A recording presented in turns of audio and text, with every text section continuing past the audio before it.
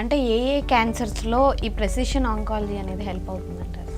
So last 5 to 10 yearsలో ఎక్కువగా మేము వాడుతుంది అయితే మనము లంగ్ క్యాన్సర్ అని చెప్పొచ్చు.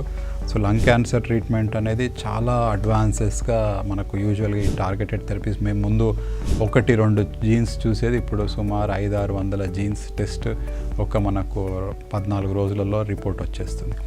సో లంగ్ క్యాన్సర్ కాకుండా సెకండ్ బ్రెస్ట్ క్యాన్సర్లో కూడా కొంచెం వరకు అందుబాటులో ఉంది.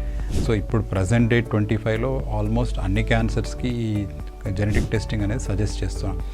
ఎందుకు అని అంటే దీంట్లో వచ్చే ఏదైనా మ్యూటేషన్ మనకు మందులో ఉన్న మ్యూటేషన్ వచ్చిందనుకోండి, ట్రీట్మెంట్ అనేది చాలా మంచిగా ఉంటుంది అండ్ రెస్పాన్స్ బాగా ఉంటుంది. సో ఏ క్యాన్సర్కి ప్రెసిషన్ ట్రీట్మెంట్ అవసరం అంటే ప్రతి క్యాన్సర్కి ప్రెసిషన్ ట్రీట్మెంట్ అవసరం.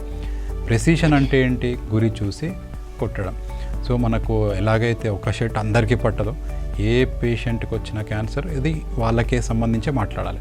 సార్ మా బంధువుకి బ్రెస్ట్ క్యాన్సర్ వచ్చింది, వాళ్ళకి మంచిగా అయ్యింది, ఇంకో బంధువుకి క్యాన్సర్ వచ్చింది, మంచిగా అవ్వలేదు.